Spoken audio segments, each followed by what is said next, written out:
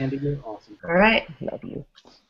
Hello, folks. Welcome to Defcon Unlocked. My name is Tara Wheeler Van Vlack, and I am here today with Tamsin Kenoy, with Luna Lindsay, with Zach Barbie, Aaron Jacobs, with John Callis, with Renderman or Brad Haynes, with Sandy Clark or Mouse, and also with Lost, Ryan Clark. We are here to talk about how it is that we can get more women in. The idea today will be that we'll have a brief minute or two conversation about. Hello, folks. Welcome to. Just one second. Defcon Unlocked. My name is Carol. Sorry, that was me actually having a reverb from my own page. And if you want to ask questions, go ahead and ask me at my Twitter handle @Tara. Or if you're in Google+, you can ask in the Q&A application here and vote on other people's questions. So. Thank you very much, everybody. Big thanks, especially to Tamsin and to Luna for putting this on, and we're just grateful to have you folks all here today. If we want to get started, let's ask any one of you who wants to pipe up, why are you here, and what do you think women can do to become speakers at DEF CON? Who wants to jump on in? I'm going to nominate John Callis here in about 2 seconds. No, I'm not going first. All right. I'll go first if you want. Oh, okay. Or you can go first. I'll fight you for it. Go right ahead. All right. My name is Luna Lindsay, and I've been to 7 DEF CONs. I submitted my first talk this year, and though it was rejected, I did win the award for the most well-prepared talk. So apparently I know something about writing. Let's see. I'm talking to you right now because I know what it's like to need an invite. In 2008, I was 10 years into an IT career. I'd always followed the hacker scene since the BBS days, but I never considered myself to be a hacker. In all my various jobs, though, I was the go-to security person and pretty much the only person who knew anything about security or even cared about it. And I'd known about DEF CON since the mid-90s. I didn't think I was allowed to go, however, until 2008 when my new boyfriend invited me to go. And I told him I didn't think they'd even let me in the door. Like, who was I? And for some reason, I thought you had to have some kind of cred or that you had to be elite enough to go. But once I got there, I found out very quickly that that's not the way it works at DEF CON. There was a time when I thought I needed permission to attend, however, and later to participate. Lots of people don't need permission, they just jump right in. But for some people, for various reasons, we're enculturated to believe that we need permission to participate when we're not expressly invited to. Women are especially likely to have been given this message, starting from a very young age, but there are reasons for people with various backgrounds to feel shy about jumping in. So we wanted to reach out and let you know that whoever you are invited. You may feel like you don't know much, but know that everyone has a unique perspective on the world. There's a little secret. The greatest minds aren't the greatest because they're the smartest. They're great because they trust their own unique point of view is worthwhile and different enough that they have something new to say. And so they say it, they do it, and they participate in the world. There's no beam of light coming down that anoints them and makes them holy. They just make things and learn things and say things. They develop the confidence to know that someone is going to get some value from it. Yes, cred is important. It's just not required. You get cred by doing. I got permission from my wonderful partner, Roland, and so I'm passing it on. I'm giving you permission to be here, not just as a watcher, but as a full participant. Your talk might not be accepted, but go out there and research it and write it anyway. Do the best you can, submit it, and let the world see what you're capable of. Thank you. I feel like I should applaud. Yeah, me too. Thank you. That was excellent. Thanks. Who would like to go next? Maybe Tamsin, and we can... Sure. So I've been going to DEF CON since '99 or so. I think I've missed 2 in that amount of time. I now run cons because, you know, like many people, when you discover the hacker community, you go, these are my people, this is my tribe. And it never occurred to me, I think, maybe because I was a little bit older and more first-gen feminist, that I wouldn't be welcome, I wouldn't be allowed to participate, I wouldn't be allowed to hang out with all of these cool people. So then when I found that there is a barrier for a lot of women, they feel intimidated, they feel like they don't have anything to contribute, I was like, that's not so.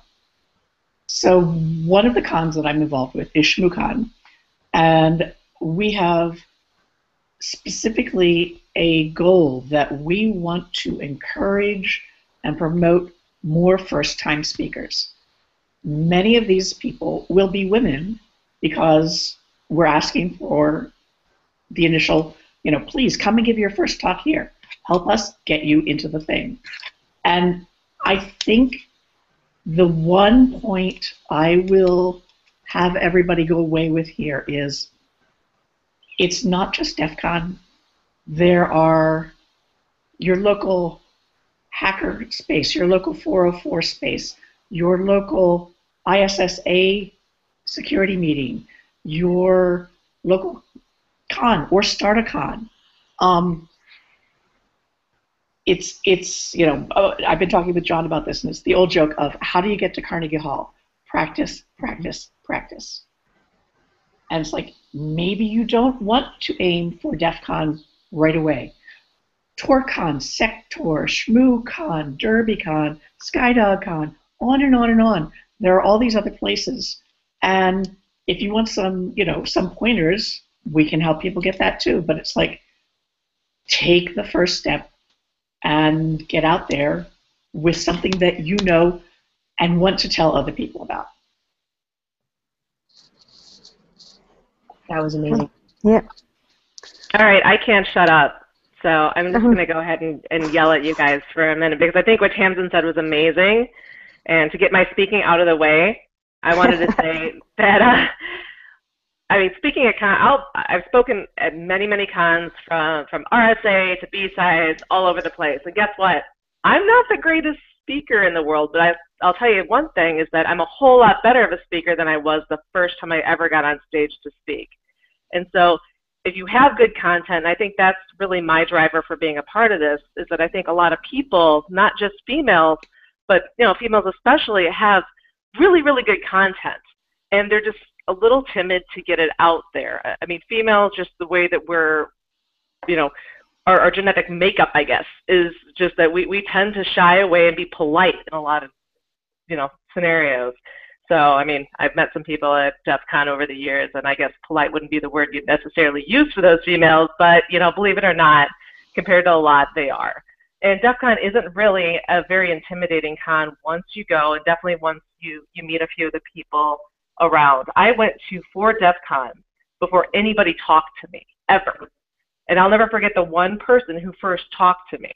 And it really did change everything for me. I would just sat and sulked in the corner and hid and went to my room after talks and just tried to stay, out of sight, out of mind, believe it or not. But, making friends, and that's what this community is really about. And the community is super supportive, and especially if you have ideas. People are going to shoot you down. People are going to criticize, but you know what? Those same people are going to be the people that try to help you and say, hey, I like what you're doing. We really are, and we used to be, and I hope to say that we still are, very much a meritocracy, and we like to improve upon the people that we meet and learn from them and grow. So anyway, I'm Erin. That's me. Shall I? I've given, you may not think that the topic you have is interesting or that you have anything worthy of presenting. But I can tell you that if you feel like you want to present at this conference, it is probably because you belong here and because you have something interesting to say. And DEFCON, as well as many of the other HackerCons, is open to an extraordinary range of presentations. I've not only spoken about interesting hacks, about, for example, hacking wiretap systems or hacking voting machines, but I've also given a talk on hacking your taste buds, what the brain does with taste, complete with a chocolate tasting and wine for everyone to experiment with. But I also gave a talk on how to hack your way into an Ivy League school. And I've also given talks that aren't even, that I didn't think would get accepted at all, particularly one that was just on academic research that posed a hypothesis and presented some empirical evidence. And all of these were given an opportunity to be presented before an audience that could have shot them down, but ended up providing me with incredible round-table discussions that actually furthered my ideas and my research, and in particular furthered my self-confidence. It can be an extraordinary environment, and you, whoever you are, I'm certain have something worthwhile to offer. I'd like to hear it. The last talk that I gave was actually on modernist cuisine and molecular gastronomy, because that's my passion. And whatever your passion is, it's going to show. We got a Render and John and Lost who haven't talked yet. Who wants to go? I think John does. John wants to go. All right, I'll go now. Like Tamsin, I'm one of the people who put on ShmooCon. I am one of the permanent program co-chairs along with Ben Laurie. When we started ShmooCon, one of the things that we wanted to do was to make sure that it was different.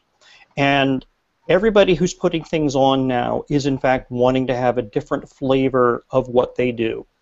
And there is something that you do that is hacking. I mean, for example, I strongly encouraged Standy both in the how to hack your way into academia, because she and I have similar experiences in coming through the side door, and actually that's one of my expertises is getting to be an expert in things that you're not an expert in, not the standard way. Matt Blaze, who is her advisor / professor, doesn't have a degree. He may have dropped out of high school. I don't remember. He did. Yeah. So there are a lot of us around who understand how to do these things, and we want to do things that are different. That's one of the things that we have striven for, and a lot of the other cons want to do that as well. They want something that is different. They want something that is offbeat. They want some people who are new. Yes. And we've all been talking around the issue of what's been called imposter syndrome. And this is the belief that you don't actually belong, that you're not really an expert, and so on. I had been the CTO of PGP for probably 8 years before I really considered myself a cryptographer. I was at Foo Camp a couple of years ago, and in a roundtable discussion of everybody who was there, and this is the Friends of O'Reilly conference, so there's a lot of people who are definitely, you got invited, so that means you're good at something, and probably 2/3 of us said that we had imposter syndrome, that I could go around and list all sorts of famous people that feel like they're imposters, and there is a known psychological effect. That is that people who are incompetent and people who are stupid usually lack the intelligence and competence to know that they are stupid and or incompetent. And the opposite is true. The biggest indication that you are competent is that you feel like you're an imposter, because that means that you're self-monitoring, you're looking at what you're doing, and the best way that I can think of to get around this is sort of to play the part, to act as if you are that person. Think of it as kind of your own personal little role-playing game. It's like, I'm going to play the part of a hacker, and you view life, your career, everything else as one big LARP. So that's something that will help get over it. It's a great technique. And I'll pass on to Render or Lost.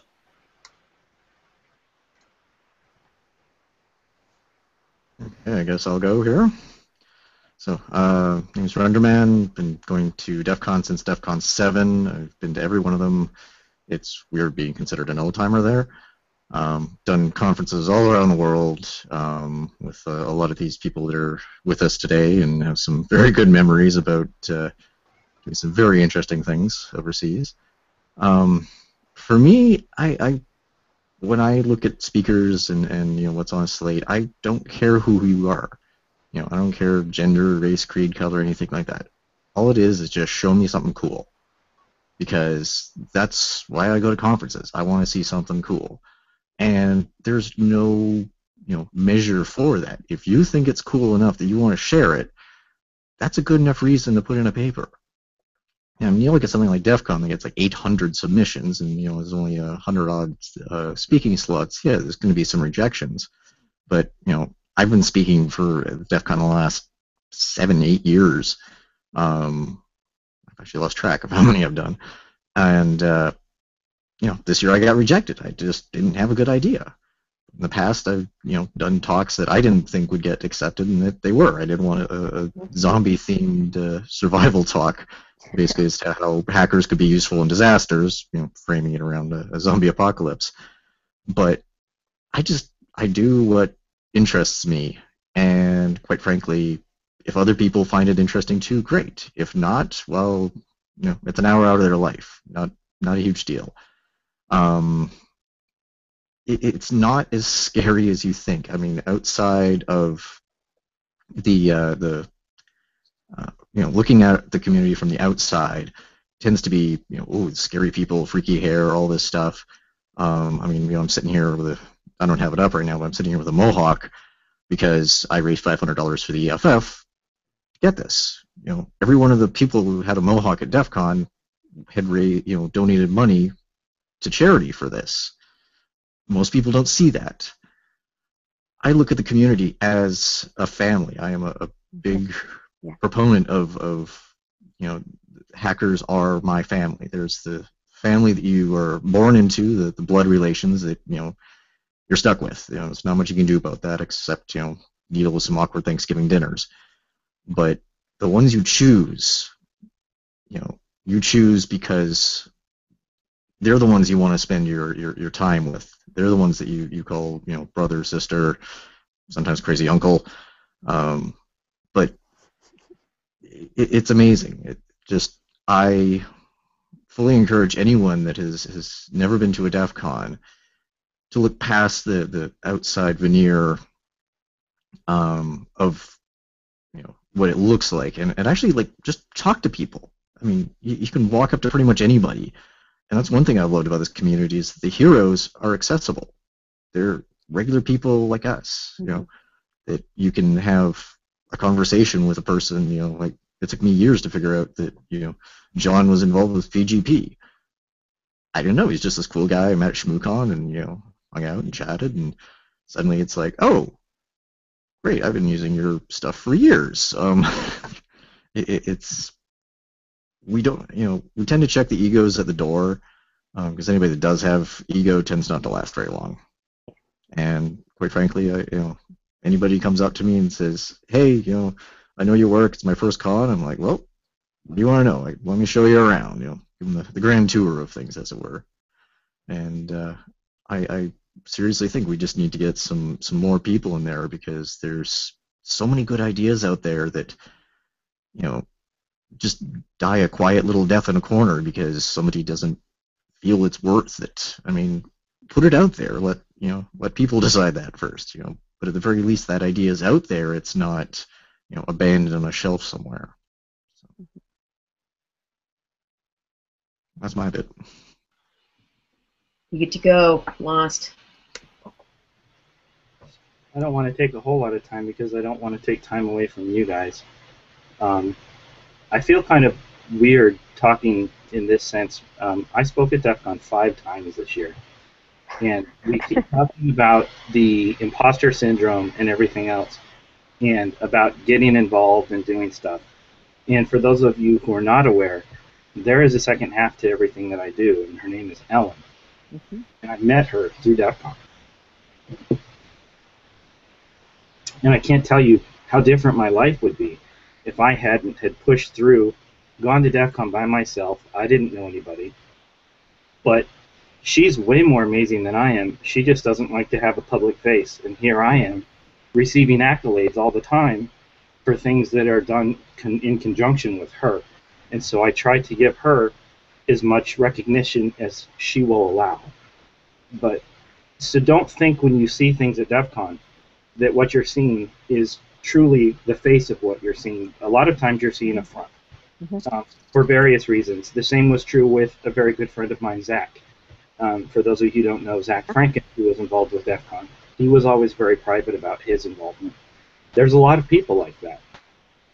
The Mystery Challenge. The Mystery Challenge happened because I was going to go ahead and do what I had worked to do, whether it was an official contest or not, and to be damned with the rest of the conference. Some of the people that are here in this chat now are some of my dearest friends on this planet.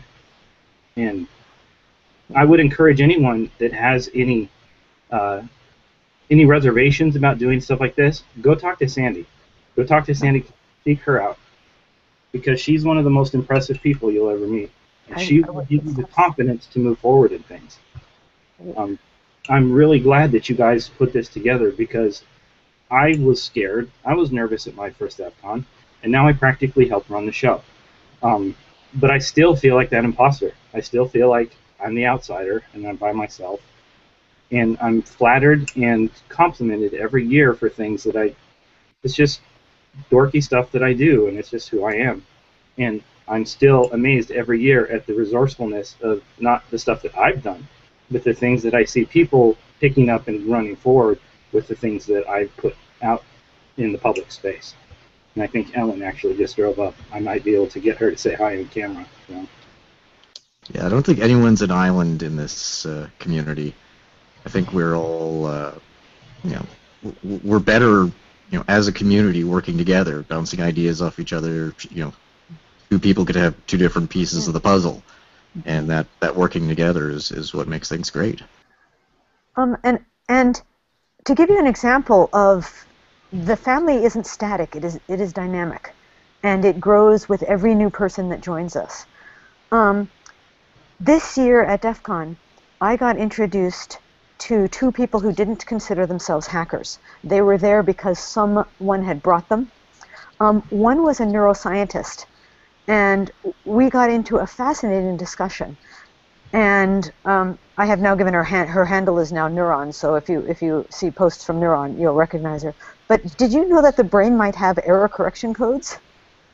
Apparently there's new research on this, and I would like her to give a talk on this at some point at some HackerCon. And the other person I got introduced to was just the brother of somebody, supposedly just the brother. That's how he introduced himself to me. He just bought a 1928 car, and he is part of a group that is turning old antique cars into electric vehicles. So basically, it's a 1928 version of a Tesla. How cool is that? And why isn't there a hacker talk on this? So, okay. I will say that while I cannot guarantee anything, this is the sort of thing that would be strongly looked upon favorably by the ShmooCon committee. And that was my thought exactly. And these are brand new, first-time people at DEF CON that never even considered giving a talk. But I want to hear what they have to say. Let me give the single best piece of advice really quickly because I'll forget if I don't. For those that are considering submitting talks specifically to DEF CON, because I've been involved in that process. Have a complete submission. For those of you who don't know Nikita, who does the submission paper review along with the board, a number of submissions that are great each year in terms of concept will get passed over because they are not a complete submission. Nikita is very specific in the rules that she puts out and what she expects, and that alone will get you past an initial stage that over half of the papers do not make it past. Ditto for ShmooCon. There are so many things where people do not follow the instructions and hints that we put in there, and if you aren't following the directions, then people are already looking at you with one notch down. So properly doing things is really important. But more than that, a way to look at this, which you're not going to like, because I don't like it when I'm on the other side of it, is that you're doing an advertisement for yourself. That we have found that the person who can write in 200 words why we should give you the stage for an hour has the organizational skills to be able to do a good talk. We don't need to see just about anything else. somebody who gives a long outline of bullet points of what they're going to talk about, we can't tell one way or another. It could be good, it could be really boring because you could be just reading off the slides. But if you can essentially tell a small story of why what you're doing is cool, then we will know that it's cool, and that's really all there is to it. Mm-hmm. Let me go ahead and I think my microphone's set now. Let me go ahead and finish off the presentation portion of this by noting why it is that I'm sitting here, coping with my own version of imposter syndrome, and then let folks know exactly what the goal of this conversation is today and how you can be part of it and how you can contribute. So my minute contribution here is I am not a real hacker. And that is something that I fight against quite a bit. I try to say the words. Define a real hacker. Yeah, that's okay. None of us are real hackers. Exactly, and it took me years to figure that out. I am not a real hacker. It's a frightening thing to try to change your identity and encompass becoming something more than you are. But fighting towards the words "I am a real hacker" it's difficult. It's emotionally challenging. So part of this is me sitting here wondering what the hell I was doing, asking essentially the gods and goddesses of InfoSec to show up on my website to talk about this. And maybe it's because I wanted the help. So I'm going to get to I'm a real hacker. Well, this is a hack. Yeah. There we go. So I see crow. I've spoken at 2 InfoSec conferences at this point. I've spoken at ShmooCon. I've spoken at Source Seattle. I talk about InfoSec, and I'm not a real hacker. I won a black badge at the single awesomest nerd thing I've ever done in my entire life, which was Lost's 2012 Mystery Challenge. There's a picture of me with a Defcon black badge, and I'm not a real hacker. I don't know what persuades me to submit to InfoSec conferences because I'm not a real hacker. Your crew and your heroes matter, and they're the ones that are going to convince you that you're a real hacker. Some of these people here, I'm hoping eventually one day all of them, will also be my crew, or are now, and they're telling me, you're a real hacker, but I'm not a real hacker. So if your issue is that you just aren't sure if you belong because you're not a real hacker, nobody believes they're a real hacker. Nobody with the right friends, nobody who's done all the talks, nobody believes they're a real hacker. So ignore that and instead worry about whether or not you have something that you care about to talk about on a stage at any InfoSec conference. And to be very specific, the goal that we have here today is this. Last year, or this year actually, when the 3rd trench of speakers for Defcon came out, there were 101 total speakers. I counted them up. And 4 of them were women, or identified as women. What we would like to see is, from this conversation here, at least 2 more women at next year's CFP propose to talk, to propose and to succeed at getting their talk through. This gives us a 50% increase in the number of women on stage at DEFCON, the major speakers at DEFCON. That's the idea today. And to do that, we just want you to say, yes, I'll try. That's all you have to do is just say, yes, I'll try. And honestly, everybody here is here because they care enough to help you try.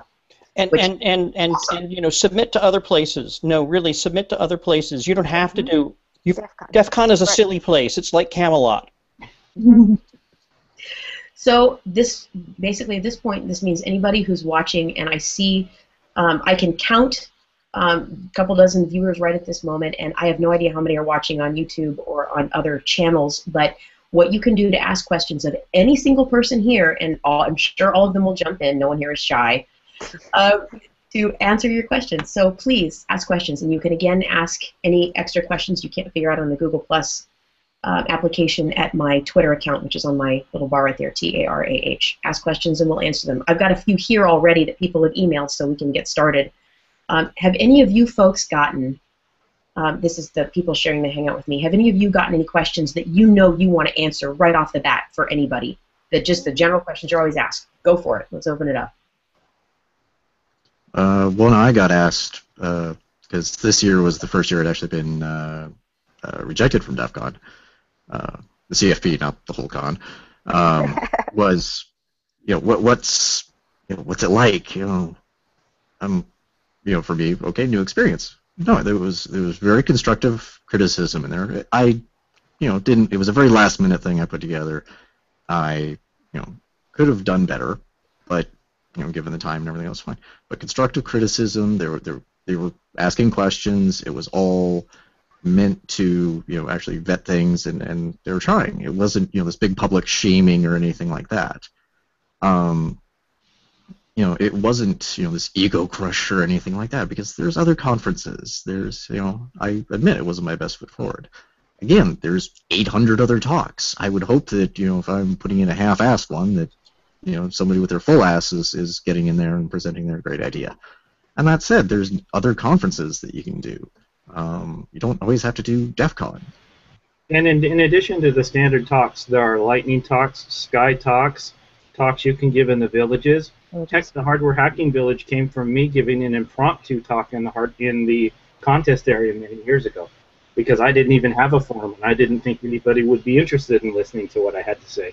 And I started at one end of the conference, and I walked to the other, and I marched through, and I said, if anybody wants to build a robot, follow me.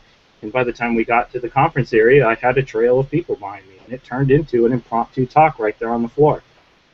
So don't be afraid to become proactive like that. Yeah, some of the best, quote, talks and information exchanges I've ever had have been in hallways or in, chill-out room or, in other random places where you don't expect such things at a normal conference. But a lot of the hacker conferences, we don't do things standard. It's, you got a good idea, I want to hear it. I don't care if you're on stage or just don't talk to me when I'm in the bathroom. That's some of my fondest memories are from private, like in hotel room talks with you and Sandy and other people. Mm-hmm. Or the hallway track. BarCon. Yeah. One of the things I'm really hearing here is passion. And if you look at all of us, this is showing in what we're talking about, the fact that we all talk with our hands, we all want to convey what it is that we are interested in or have just discovered or have fallen in love with, and we want to tell other people about it. And this doesn't happen in a lot of other places with this intensity. And it can be a little bit off-putting. It can be like, whoa, these people are like, they have no boundaries. They're just talking about all this stuff, and I don't understand it. And once people understand, ask anybody a question. Talk to anybody, because they know something you don't know, and you know something they don't know. Mm-hmm. And once you realize you have you guys didn't know that? There's the kernel of an idea about something you can get up. Yeah, do a lightning talk, do a fire talk at Shmoo, do a quick talk, do a 5-minute talk at your local, hackerspace. Any of these kinds of things, just so you get used to the idea that your passion can be shared.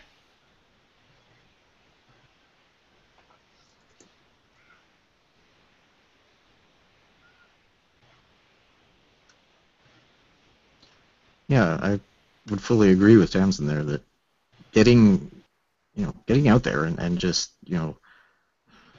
that's the thing, is it's the passion. It's infectious. I come back from a con and it's like, I want to do all the things, I got all these great ideas, and seeing what other people are doing and how they're doing it, and just, it's infectious.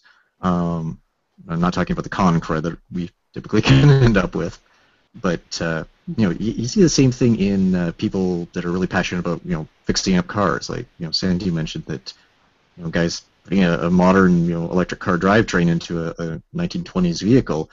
That's an awesome hack. That was never meant to go together, those two things. So that to me already suddenly got my brain buzzing of wanting to get their contact info and find out some info. And that's the thing, is that we we are passionate about it, whether we're taking apart a computer or taking apart a security system. You're taking apart a car and finding 50 extra horsepower. They're all hacks. Unfortunately, media and a lot of people assume that it's only computer security. Brain. No, it can be. Yeah, brain, body, music, art. Anything could be hacked. It's making it do something that has never been done before or was never meant to. That to me is awesome. That's invention and science through the ages is doing exactly that. So we need more of that in this world. Mm-hmm. I have a question that has come up. The question is pretty simple. How do I rehearse? How do I rehearse for DEF CON? What prepares me to speak there? We were just talking in the chat channel about participating in your local DEF CON groups. So here in Seattle, that's the 206 group. And when they're organized, at least they have monthly opportunities for you to go and give your talk before you even submit it for the CFP. Mm-hmm. And another great opportunity is Toastmasters. I've never directly participated in Toastmasters, but when I was a kid, they actually put on a number of local speech contests that I was a part of as a teenager that really helped me learn how to speak. And so that's exactly what they're all about. So. I think that the Sky Talks and the Lightning Talks are also an excellent environment for this. They're far less pressure and far more interactive with your audience, so you get immediate feedback about how your talk is being received. And that helps a lot to formulate. But I know people that can give talks off the cuff, but I practice mine at home. I actually write the entire talk out, and then I make my slides so that I'm not writing my slides and not reading from them. And then I just practice things to see how it sounds to me. And I practice on my brother, who's a musician. And if he enjoys the talk, then maybe my intended audience will also enjoy it.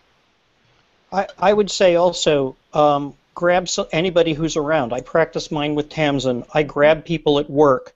Having somebody listen to your talk at lunch when you're doing something. It's like, hey, I want to go through this thing.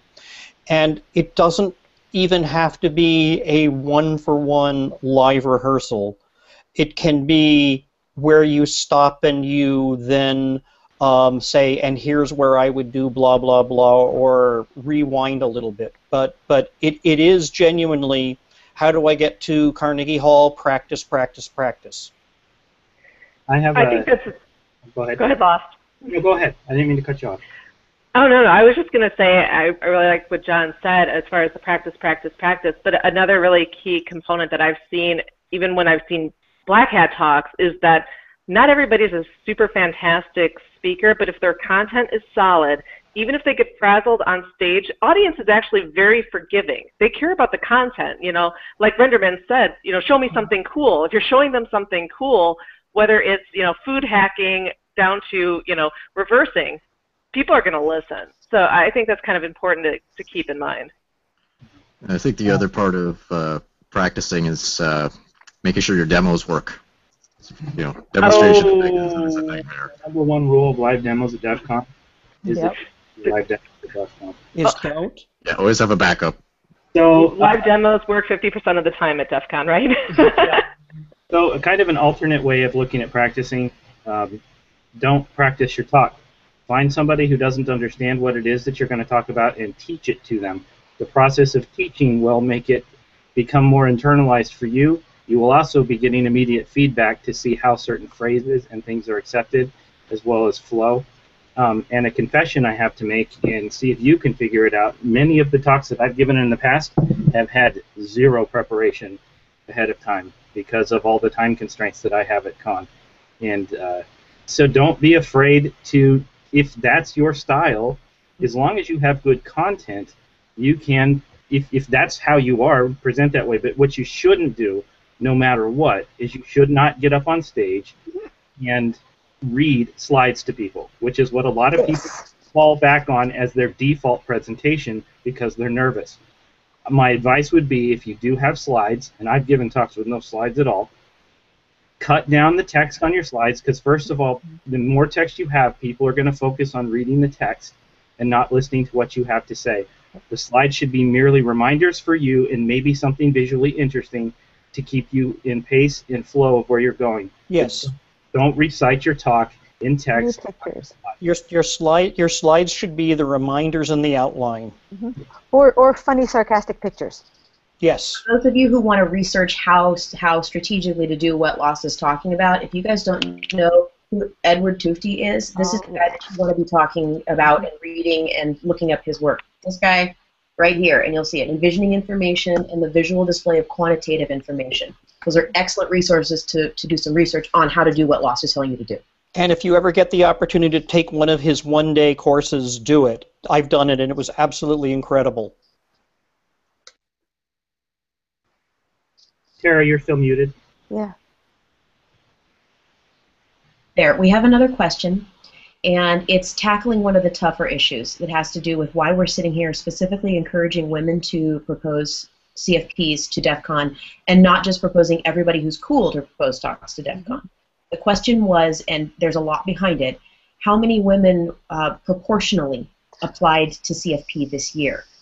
So to unpack that question a little bit, and I just got it on Twitter a little bit ago.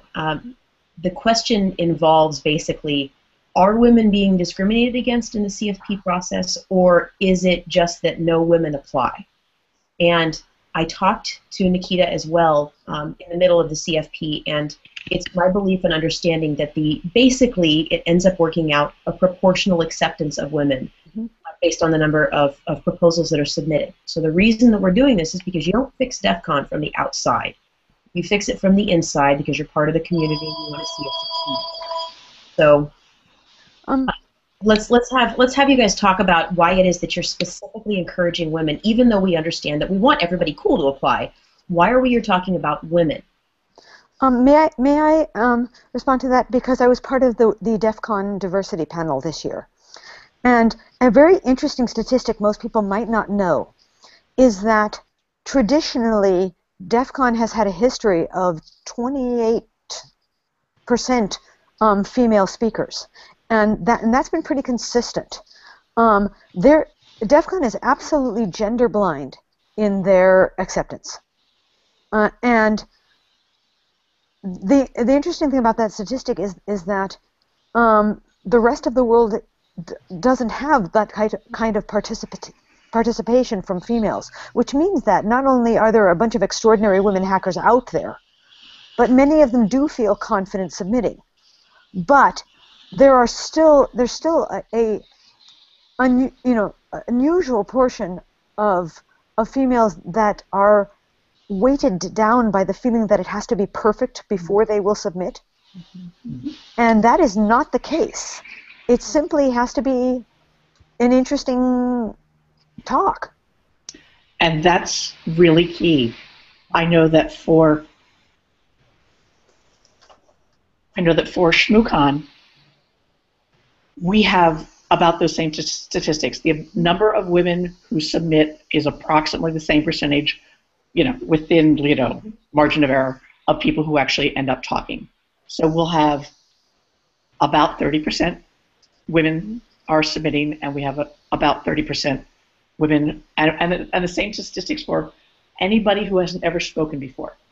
So it may be that we have 20% brand new people, and that's about how many actually submitted. So there are other people out there who are really working hard and trying to raise, just the whole, not just women, but everybody who feels excluded from all of this. I'm also going to challenge on that number of 28%. We heard it thrown around a lot at DEFCON when we were talking about why we would need to do something like this. And I think that the number of women who propose to the smaller or less prestigious, they're just seen that way. The Sky Talks and Lightning Talks are not seen as on stage in front of everybody in track 1, 2, and 3. And those speakers, the ones up on stage, there were not that many there. So that's really, I think, what I was seeing. I didn't see any of the Sky Talks. The visibility is huge. The issue. Yeah. That's still 4%. At least it was when I looked last.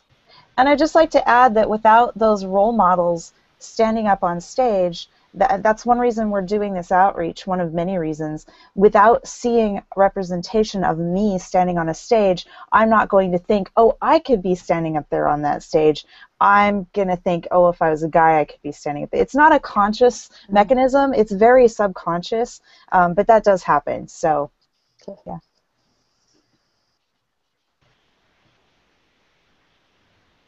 Like I said, it just tends to boil down to just show me something cool, and you know, who you are doesn't matter in this community. It's actually, as you were saying, you know, we're very gender blind as opposed to a lot of other things. I'm not saying that there isn't, you know, jackasses in the crowd and such, but you know, by and large.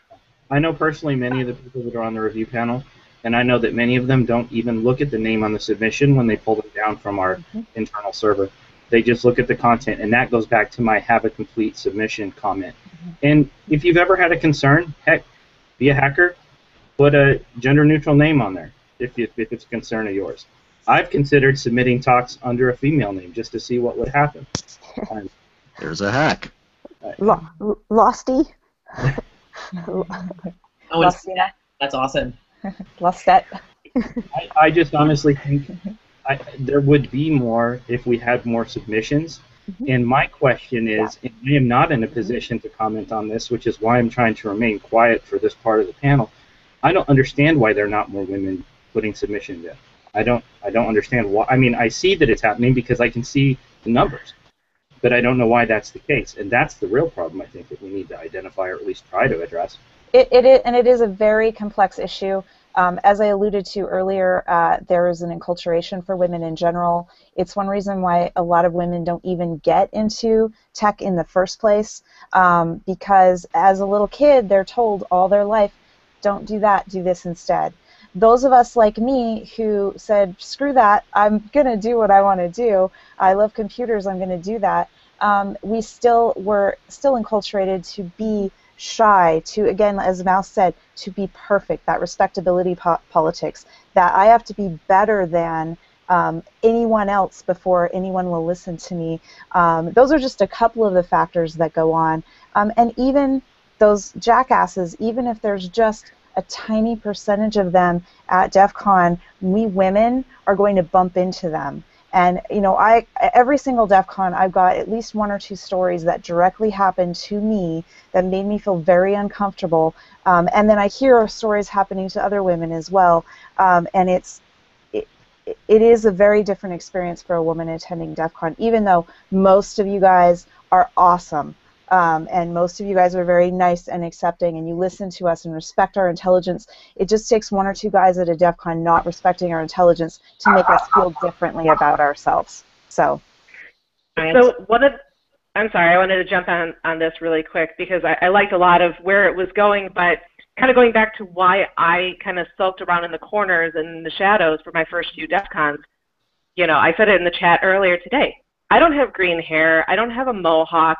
I didn't fit this norm that I felt that this hacker image, this hacker female image was supposed to have.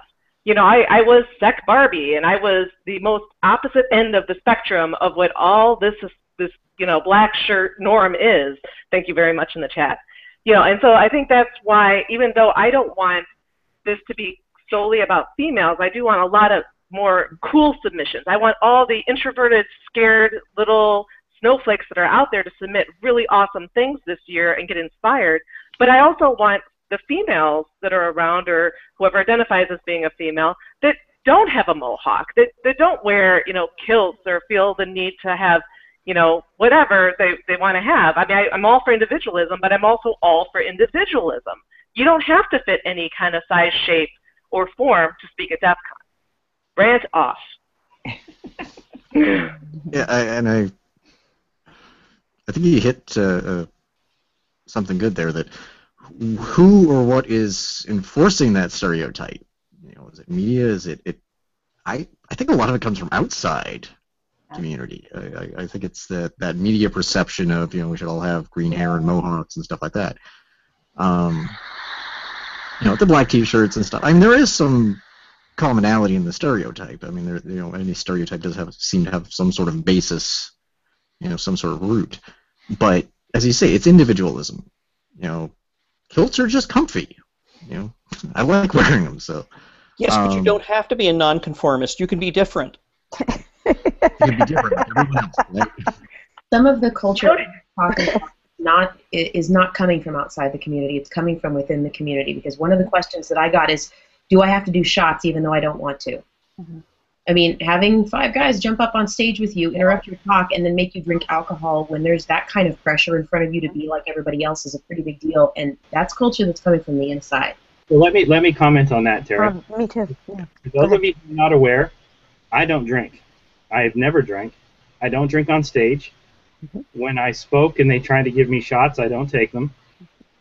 Yet, but I completely understand the pressure, though, because I am, on occasion, given pressure to do that. And so I completely understand how that can be an issue for somebody who may be nervous, or maybe their first time, or they're not as confident in what they're doing.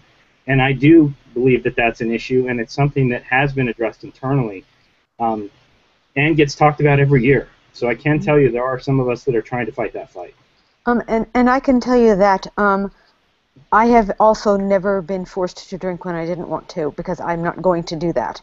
And actually, in my case, maybe it's because I am, 5 foot tall and 105 pounds, that I didn't get the kind of pressure that Lost got. But I have never felt the pressure to do something I didn't feel comfortable doing. I want to give. I would never try to force you to do anything, because you could bench press me. Yeah. So you're 5 foot and 105 pounds, but I'm not going to screw with you. You have to change. If you have to change who and what you are when you're on something is wrong, and if that's the case, I'd like to hear about it, because I have to admit I am completely isolated from a lot of the stuff that happens because I'm so involved in the stuff that I'm doing. So I don't see a lot of this stuff because I'm off in a little room with people working on crypto puzzles, and I get the hearsay afterwards. But I do know that there are some issues. It's the same when you have any crowd of people, though. I don't think it's unique to DEF CON. I think it's just, people in general. Yeah, my work this last year has been on mind control, and social pressure is a very big thing and can make people do, especially if you're not consciously self-aware of it happening to you, can make people do a lot of things they wouldn't otherwise do, and make people think that certain things are normal, even if they're not normal or not okay. So, I mean, that's why, for those of you who followed my work, every single year I try and structure into what I do, forcing people to accept people who it's their first year, to work with them, to accept them as part of their group, because for that very reason, because I do know that there is strength in numbers. And so if I can get somebody who's new to the con, a first-timer, to team up with somebody else, even in just for a few minutes of working on some stupid little puzzle, that will give them a sense of security that they might not otherwise have. Those are not stupid little puzzles. They're awesome. My brain all freaking year long. I planned my year around doing that puzzle and telling everybody to bugger off for 4 straight days so I can go brain dead. Those are not stupid little puzzles, and I want to make sure that people understand that getting people involved with the noobs that Lost does is huge. It's gigantic, and that's certainly the reason why I'm as thrilled and happy with DEF CON as I am. I asked at that first DEF CON 101 talk that I was at, 3 DEF CONs ago. So I hear that there are hacker teams up in around here. How do I get on one of those so I can do contests? And Lost said, I will never forget this, he said, just stand there, they'll find you. And there was just this mass of people that dashed over and said, we need a noob, it's part of the rules. Yeah. It's huge to do that. And then, yeah, it was a great experience. It matters a lot that you do that. Well, I remember some of my earlier cons, some of the early Shmoo cons. That's how I got to be really good friends with Lost, was just working on one of their badge challenges and hanging out in a room eating crappy pizza, deciphering stuff. It was the Shmooganography that Sandy and you and me and Dragorn and Scott. Yeah. That's the year we invented the pirate radix, because a pirate has 5 fingers and a hook. Base 6. We have a question of sorts. I'm gonna kind of sort it out a little bit. The question is about Defcon 101. There were huge quantities of penis jokes and inappropriate stuff that happened there, and because of the culture, it makes it problematic to stand up and walk out. You can't really say anything. So if that's your introduction to Defcon, as opposed to being sort of the fringe element, you get told really quickly that that's the main thing that's happening, not the fringe element, not the people that you can protest against, but against the ones who are putting it on and teaching people about the culture. So I know, Lost, you were on that panel, and I watched you squirm, man. That was, bless your heart, and you did what you could. Have we thought about putting a couple of women on that panel? I asked Romer that this year. He said it would be a great idea, but I don't know if he'll remember. Let's remember that, yeah. So this is a hard one for me because I've got a lot of friends that were on that panel, but it is I make no qualms about the fact that I was unhappy with the way the 101 panel went this year. With still offering the respect and admiration for my friends that are on that panel, I understand why certain things were the way they were. I can tell you there have already been some changes instituted. I don't know if people were aware of the announcement. High Wizard has actually stepped down as the organizer of 101. And I would like to refrain from commenting on that further because I don't think it's my place to say. If he chooses to share about that publicly, that is his choice. But Wiseacre will be chairing 101 from now on. And I don't know if that was, I don't know how public that was made yet, and I may have just put my foot in my mouth. But I would like to not, please don't stop the discussion because of me, but I will say that I have no problems with any of my friends. I have problems with some of the actions that happen. And I do know that there is an attempt to try and rectify that situation. And let me say this. HighWiz did an amazing job of getting 101 put together and made an official event in the first place because that was his creation. And the entire purpose and intent was to give people a soft introduction into the conference. It started out being only Thursday and only being one talk, and then it grew into what it is now. And I think that you really should be commended for getting that going. Where it went, things happened. I can tell you, though, that it is being taken very seriously by a number of people, and that a lot of feelings have been hurt, and a lot of progress has also been made. And I give the utmost respect and admiration to those guys for putting that together, especially HighWiz. I think that's one. Hang on, Randall. I want to break in and note something really quickly. I got a tweet a little bit ago from Nikita Cronenberg.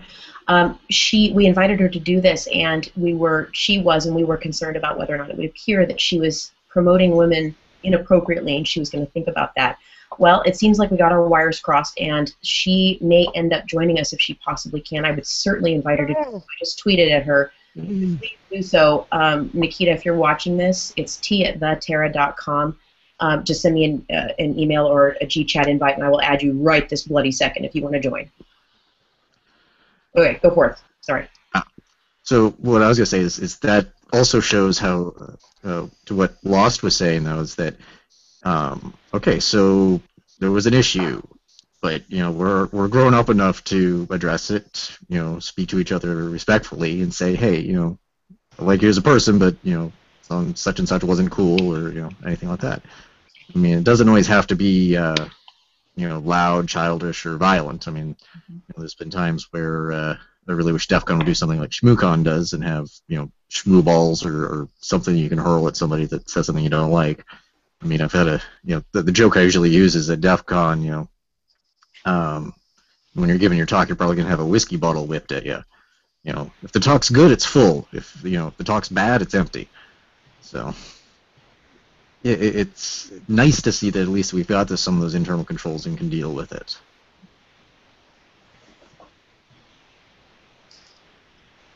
I'm sorry to put a damper on the conversation. Well, I mean, it's all important. The 101 talk wasn't the only place where I think there's a little bit of guidance needed. The comedy session as well, and I'm going to speak to my friends who were on that because it also veered into this is uncomfortable. Are you talking Hacker Jeopardy? No, the comedy panel that the long 2-hour comedy panel that they always do in the middle of the day with the waffles and pancakes and The fail panel. Yeah, fail panel.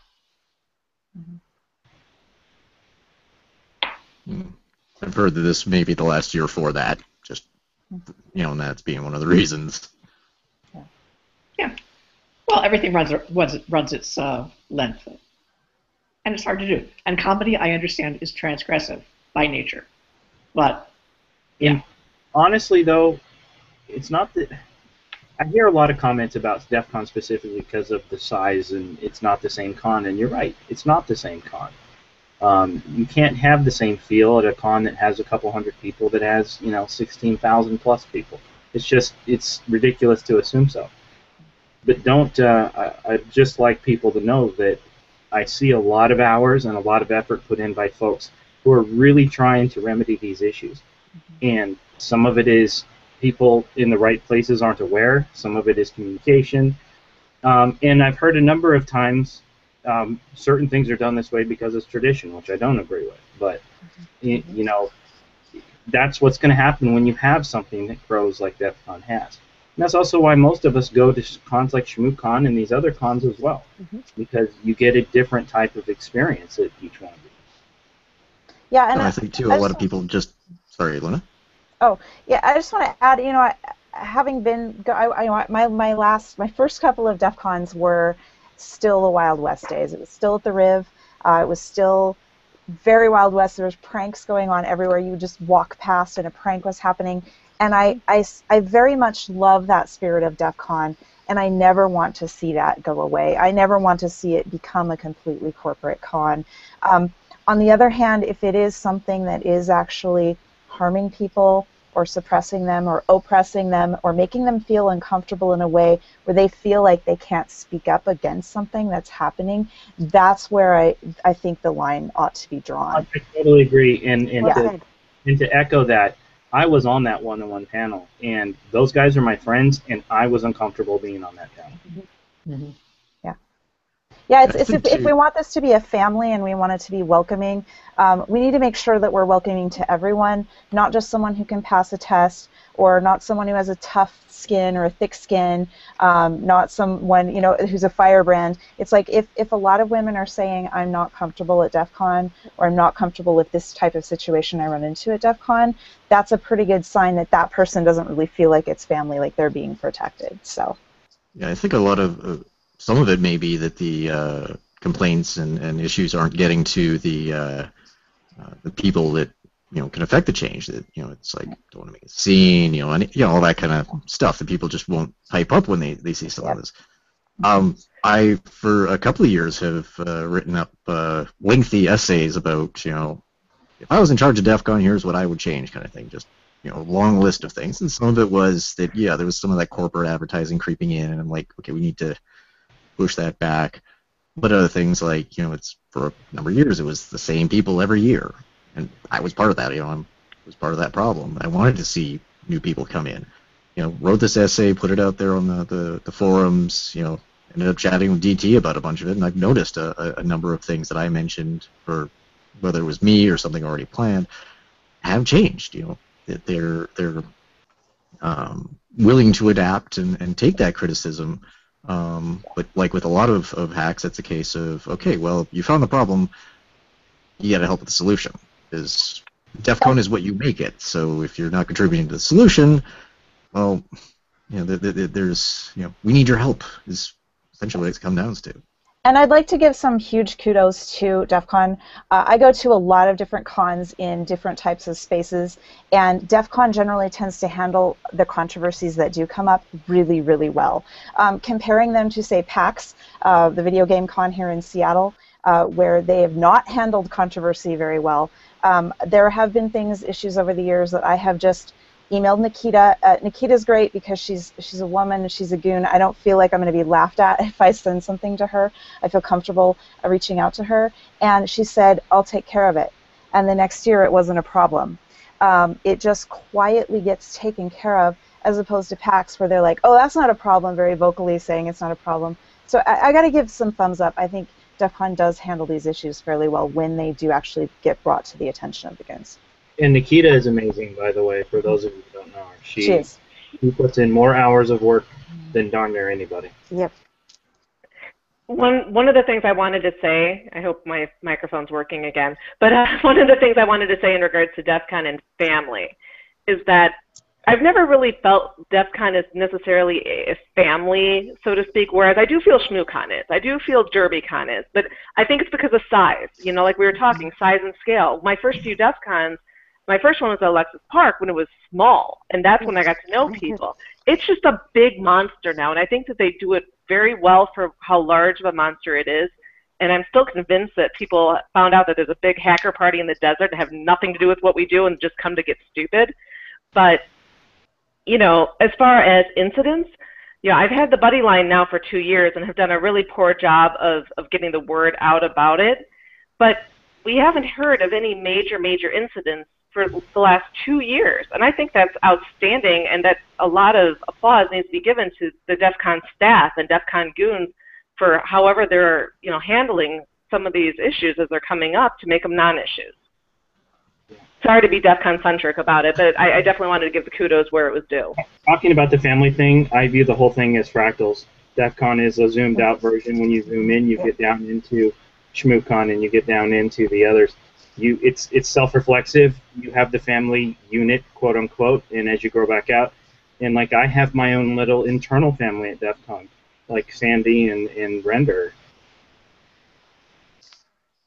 I think for those of us that have been going for a long time, we're probably not attending the same conference that someone going for the first time is. And a lot of people say, well, you know, what about this and what about that? Another way to hack your way into all of this stuff is to volunteer. And not necessarily just at DEF CON, but volunteer at your local makerspace, at your local con. Get to know some of these people outside of things, and then you become, you know, known to them. It's not, you don't become part of the inside circle, but you become someone that they recognize, someone they say hi to, and that changes your experience. Because then if you go to some huge place like DEF CON, there's faces you recognize. There's people that you can say, let's go to dinner, you know, and who will encourage you in, you know, like, should I speak about this next year? What, you know, so learn to make your own families. Yeah. And volunteering is a way. Volunteering's a way, and competing and stuff is a way, because you don't have to win. I know so many people in any of the games. Me. How many years? The games are meant for fun, and it's not like, oh, you didn't win, you're an idiot, or you didn't win, you must be stupid. There are people at DEF CON that compete in my stuff that are so much smarter than me, Sandy, Render, that it's not about that. It's getting involved, and that's how I got involved. I got involved through competing in contests, and I went and said, hell or high water, I don't care if I lose, I'm going to compete. What the hell? I haven't called out a contest for being stupid, but you know, I deserve that one. Well, I have to tell you, that's how you meet your friends, right? You can't do everything by yourself. You have to combine with someone who has completely different skills. But it helps to reach out to others as well.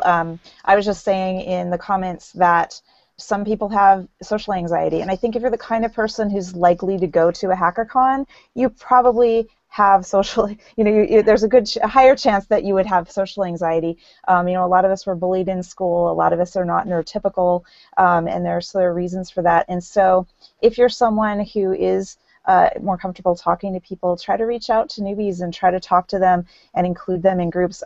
Over the years, I've had so many people at DEF CON reach out to me and talk to me, and it was really helpful in building my confidence and saying, hey, yeah, I can just sort of butt in or move into this conversation and talk to them or volunteer or do any of these things. So. Well, Luna, my first exposure to you was I saw your short story that you wrote, and I read it even at DEF CON.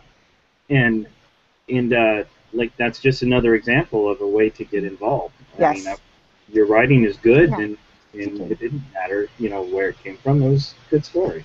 Great, thank you. Forums, Twitter, mailing lists. There's a lot of ways to get to know these people even before you meet them. I'd never met Luna until this particular year, but got to know her on Twitter and had a grand old time there. And it's just now there's a name to a face. It's not just a little picture in the corner kind of thing.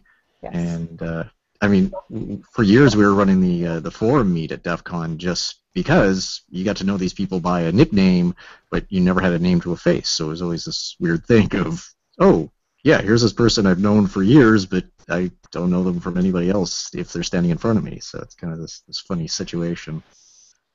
And one other comment that came up in the chat here, if you have things like social anxiety or issues, you don't have to dive right in, at DEF CON. There's smaller cons, there's, smaller B-sides all over the place, even as small as hackerspaces. It could be, a half dozen people in an audience. You don't have to jump into the deep end right off the bat.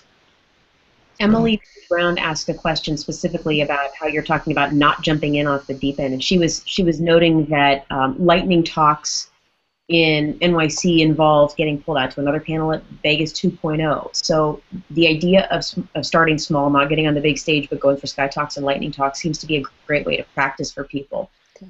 And we all got into it sideways, like John said, but how many of you folks started doing this kind of what we consider the smaller talks first?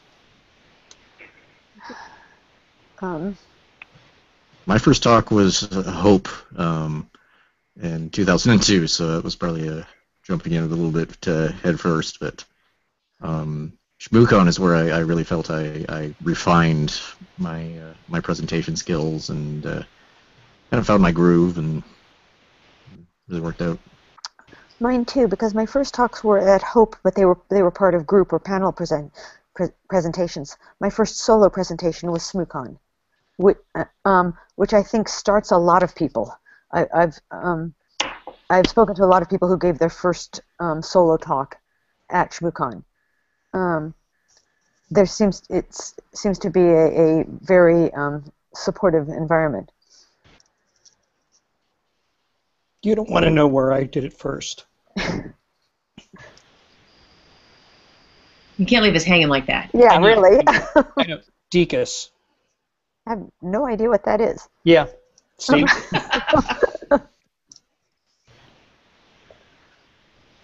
It was the Deck Users Society. Oh, cool. I have someone asking a specific question about their research. They'd like to know doing a talk specifically on clean computing would be welcome at DEF CON. Clean computing and tech and education is the combination of the three. So that's a question about someone's specific research. How do you feel about a clean computing DEF CON talk? As in, like, environmentally sound?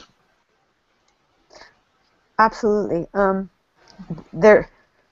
don't think we've had one yet, and certainly the time is right for it. You need to submit it environmentally friendly somewhere.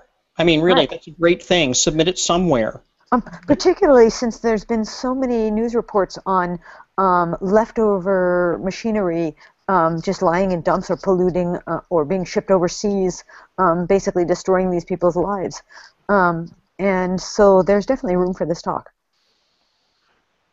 Yeah, I mean, a lot of us here are probably, extraordinary consumers of electronic goods over the years, and, I know I have a little bit of guilt about making sure that it's all disposed of right. Well, again, I mean, while I cannot promise anything, this is the sort of talk that would be favorably looked upon by the ShmooCon committee. Why don't we get a wish list going here? Everybody here, tell me a talk that you haven't heard yet at any security conference that you would be completely into.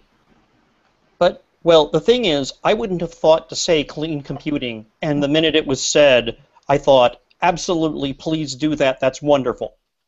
Which is kind of my point, is that you never know what you have to say that's new. Like we don't know what you have to say that's new because we haven't thought of that yet. If you're thinking of it, there's a good chance it's a new thing, and because of that, we're all neophiles. We all crave hearing about new things, and so yes, absolutely, especially if it's never been given at DEF CON. The worst that can happen is you can spend however many hours you spend writing the talk, making the outline, and submitting it, and you get an email with a very helpful critique of why it was rejected. That's the worst that can happen from submitting your talk. And then you submit it somewhere else. Right. Yeah. Maybe you do something. In our text chat over here, one of the things that I said was that years ago I did a talk that was an academic paper, and I gave it the title of The Man in the Middle Defense, and it got rejected. And I retitled it as Improving Message Security with a Self-Assembling PKI and submitted it to a PKI conference, and boy, it got in. And I have also done things like when I get frustrated. There's a certain conference that I won't mention, and I was getting frustrated because what I thought my good talks were being rejected. So I created some boring ones and submitted those, and they got accepted. And then I even went so far as, again, just change the title and resubmit my boring talk, and it got accepted again. And I decided at that point that I was no longer their audience. Because you know, we were obviously not simpatico anymore. What an interesting observation.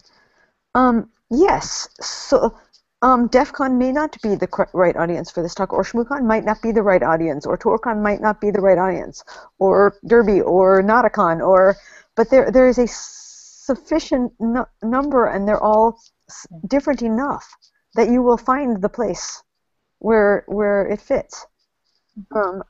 Again, you have to get over the imposter syndrome and just submit, and then keep submitting. We have a question that's closely related to that, and it's involving how perfect is the enemy of good enough. And I'm wondering how many of you folks felt completely and totally confident that your talk was absolutely all the way done and that you were proud of every single part of it before you got on stage. Raise your hands. Never. Not once. No. And you know, I was just going to say there is one thing, going back to the early conversation, that I would say to anybody who's speaking, whether it's a veteran or a newbie. My biggest pet peeve, even sitting in the audience, is hearing people that go, "Oh, I just finished my slides last night," or "I just finished my slides 2 minutes ago." You know, lie to me. Seriously, let me believe that you put a little bit more thought and care into your talk than that for me, because I'm coming and spending my time on you. Yeah, but there are the other people who feel the opposite, that they're getting a recycled talk if you didn't just finish the things. There's no pleasing everyone. Now, I side with you, Aaron. I mean, I work really hard to do my stuff in advance, but I have had people ask me to give the talk that the slides aren't done for, and that was a whole lot of fun. But preparing your talk in advance doesn't mean that you think it's finished or complete. It doesn't mean that you believe that the research on this project is over with. And that might be what's holding people back. Not that the presentation is over with, but they just don't think that they've done enough work for an interesting presentation. You can never do enough work to. You never feel, if you're a creator, you feel like it's never quite done. I'd also like to point out something that was said, reminded me, that Sec Barbie said, reminded me that, and it's something I have to practice, as a writer, as trying to be a more public person.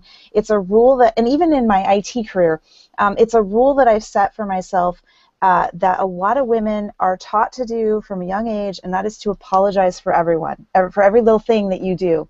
And I really set this rule for myself. Don't apologize. The instinct will come up. I'm sorry, I'm really nervous right now. I don't know what I'm saying. I'm making lots of mistakes. Don't apologize for it. You'll come off looking much more professional. People aren't going to notice most of your mistakes. If you hurt someone, if you've offended someone, yes, apologize for that. But don't apologize for being yourself. Don't apologize for being unprepared. Just go out and people will think you're prepared most of the time anyway. They'll never know. Yeah. And don't take it too hard when people find something wrong with whatever it is that you're doing. They always will. If you And that goes to what you were asking about, Tara. So, I mean, I've added stuff at the last minute to slides, but that's usually because something happened a day or two beforehand, or some new information came in. So you want things to be as up to date as possible. You don't want to be presenting something 6 months old when there's been something new added in the last week. The nature of being in charge of something, of running a talk, even of doing something like this, is sometimes you screw up and you're the face that's there. I've heard this used recently, you're the one throat to choke. So it's easy for people to pick, and you do the best that you can, and then you are proud of the fact that you got it done. But to your question of what kind of talks would I like to see, I'd actually like to see more incomplete stuff, where somebody has a really cool idea, has done some research, but either doesn't have the skills, time, budget, whatever to continue it. But it's like, here's what I've got so far. Here's an interesting path. I can't finish this. I need help, or I'll pass this off to whomever that can run with it. Because there's so many great ideas that I've had them too, where you just can't finish it. You don't have the time or tools or talent. But why should that idea die just because I can't run with it? And failures are worth talking about too. A friend of mine, Grant Brewer, I didn't get to see his talk this year, but he talked about how his Bluetooth scanning didn't turn up the results that he thought it was going to turn up. He wasn't able to get as much information out of these systems as he thought he was going to be able to. He still wrote the talk. He still submitted it. It still got accepted, and people were still very interested to hear about his failures as well as his successes. And as hackers, makers, etc., we shouldn't ever be finished with a product or project or whatever. It's like you're never going to be perfect and complete and know everything there is to know about everything. So trying to make your talk sound as though you are the world's best expert on something or other, and there's something about this that you don't know, that's a lie, another kind of a lie too. It's like, I like seeing partial results. I like seeing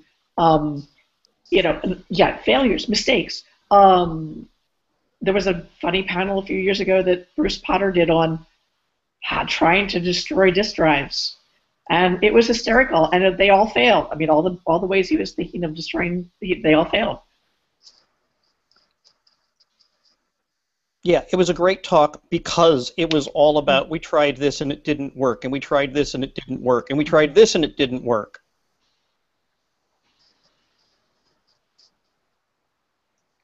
But isn't that sort of the essence of hacking?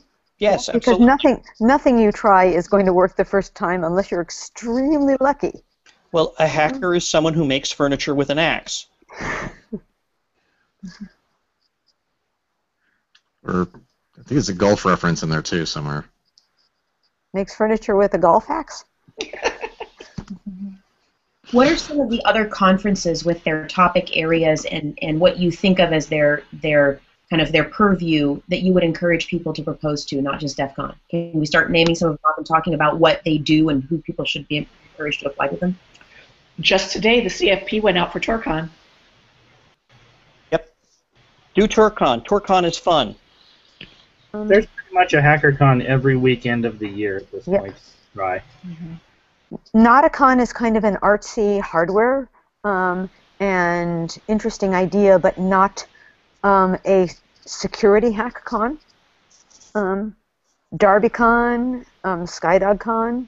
CactusCon, Layer 1, Ms. Noid's thing. There, we've got Nikita. Yep. You could probably give her an introduction. Yay!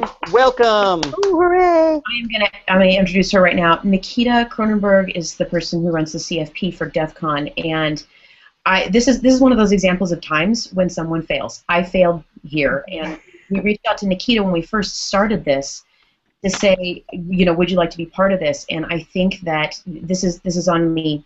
Honestly, we hoped to have her part of this from the very beginning, and I'm thrilled that she's able to be here now. Thank you so much for joining, Nikita, and for reaching out on Twitter and letting me know that you were there and wanted to do it. Oh, okay. All is well. Can you guys hear me okay? Yep. Yes. Okay. All is well. There's obviously just a miscommunication and no hard feelings on that. So, yay, I'm glad to be participating. So to catch you up really quickly, Nikita, I don't know how much of this you've seen so far. The things that we've been talking about are the nature of adding women to DEF CON.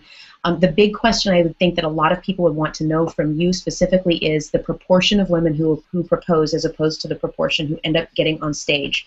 And we talked a little bit about that and how important it is. So can you talk about what your decision-making process is like for DEF CON CFPs?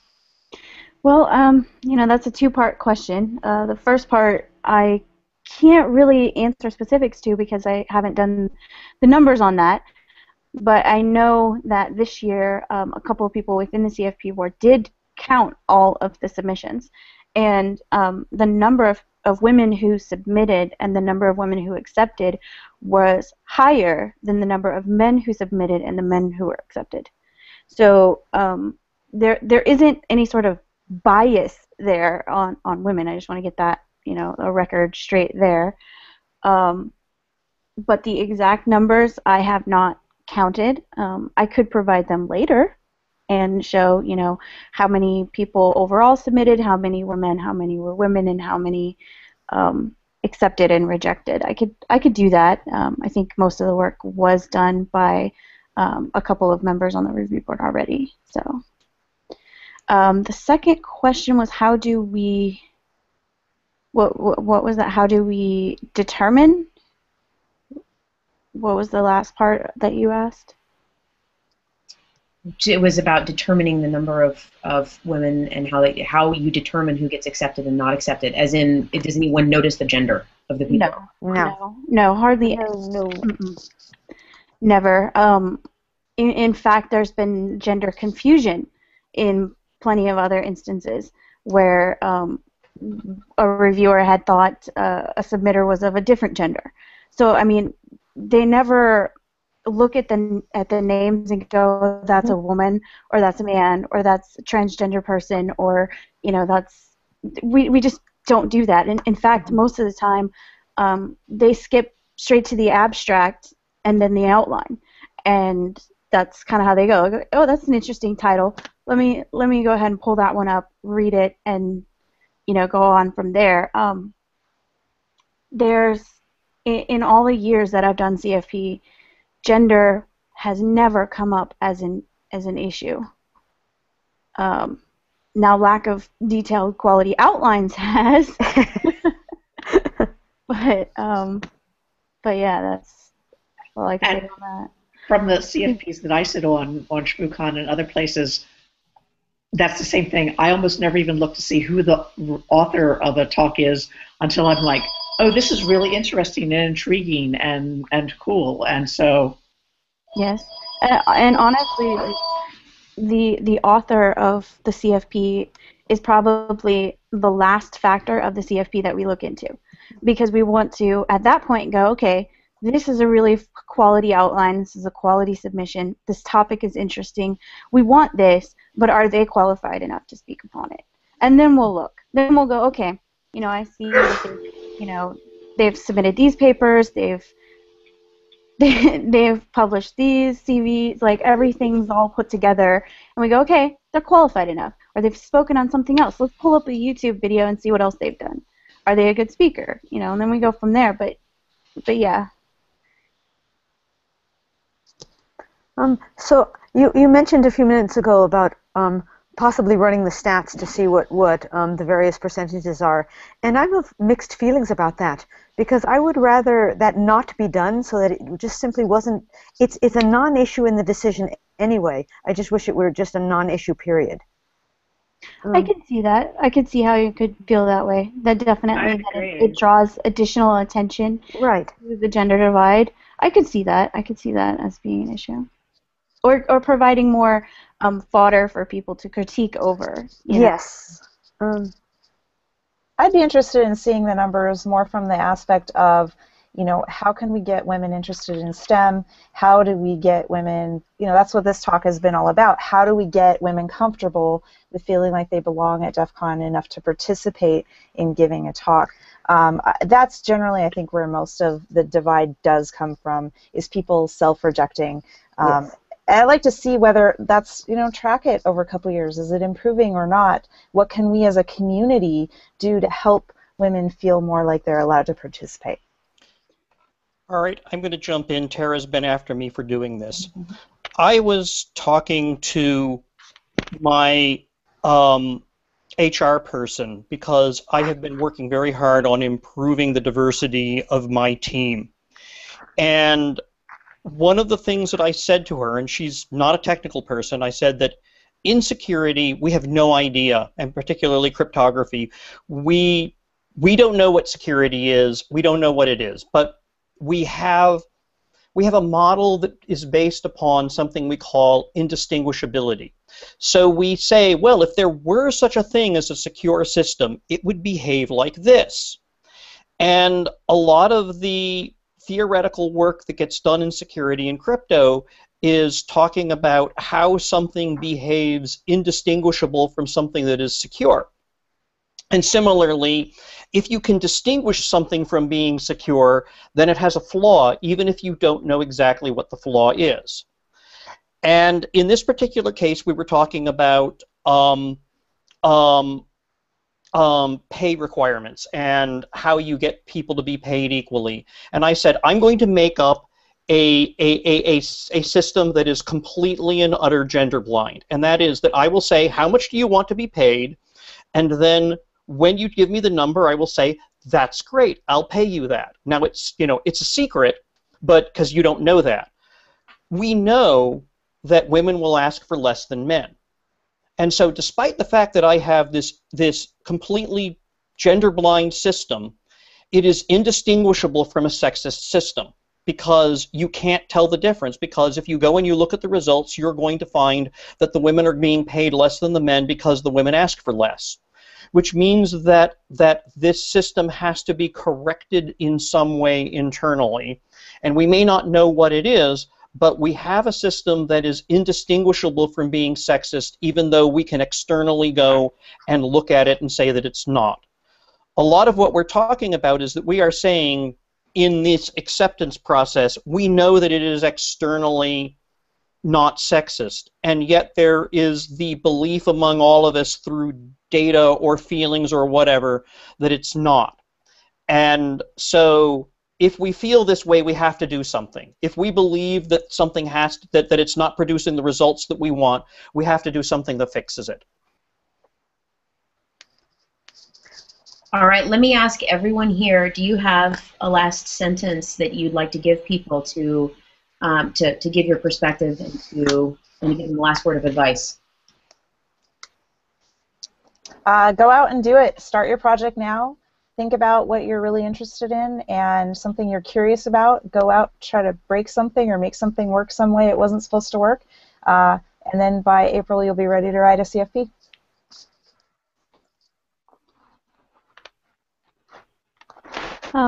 I've worked for DEF CON for 11 years now, and if there's one thing that I could say is that I believe that everyone is welcome. And if you do not feel that you are welcome, then stand up and say something. Come to me. I will listen. I will listen all day until the next day. I don't care. I will reassure you and let you know that you're welcome, because DEF CON is what you make it. We're all a big family. We'll make this shit work. And sorry.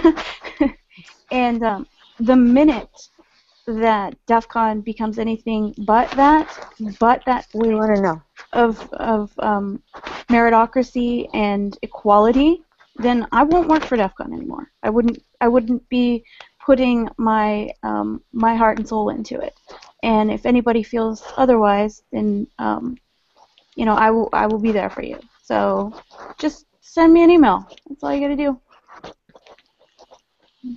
You know, find your passion, do it, tell other people about it. I mean, those are the 3 steps. And even if you decide not to go for DEF CON, go for a smaller con, go for a local something or other. Teach a class to kids about something. Do something that you are finding your desire, your passion, and you are spreading the news about it.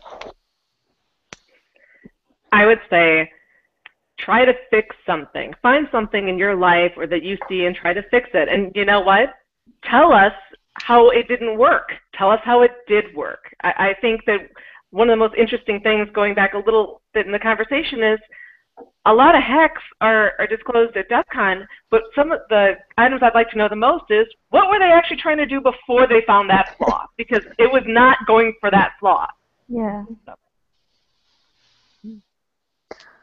And I would like to say to every single new person I met at Defcon this year, submit the talk you talked to me about. Everything you're doing is interesting, and you would be surprised the things I don't know.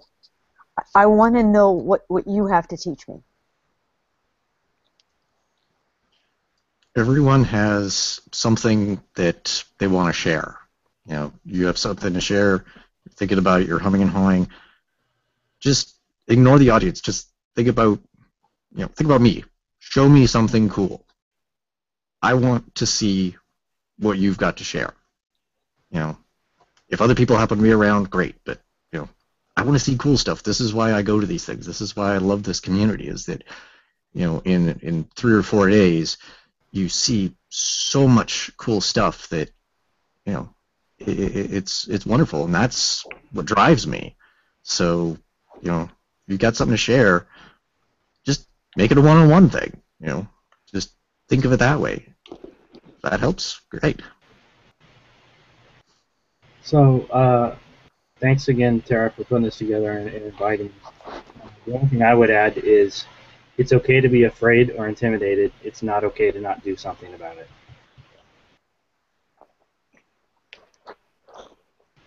Thank you all so very much. We have Aaron Jacobs, or Sec Barbie, John Callis, Luna Lindsay, Nikita Cronenberg, Renderman or Brad Haynes. Got Mouse, Sandy Clark, Tanzan Kanoy, and Lost or Ryan Clark here. I'm Tara Wheeler Van Black. I'm sometimes called Pinup. Thank you for that, Wiseacre, by the way. And I hope that you have learned something about how to love this community, because God knows I do right now. And I am thrilled that you all got a chance to learn and hear from these folks today. Thank you to everybody. To follow up on this, pledge to submit a paper proposal anywhere. Use the hashtag DefConUnlock, but submit it to anywhere. ShmooCon, TourCon, anywhere you want to submit it to. And people on this list, on this Hangout right now, will find you and help you. That didn't mean to come across quite so creepy. The idea is that we will follow up this talk with another talk starting at the beginning of CFP for DEFCON in April. Pledge now, and then we'll help you put the finishing touches on it at the beginning of April. You'll hear from some of the same people. This is what's going to happen next. Spend the next, 6, 7, 8 months making it awesome, and then we'll help you put the finishing touches on it then. Thank you very much. And just remember one last thing from somebody who's not always convinced of it herself. You're a real hacker. Thanks, folks.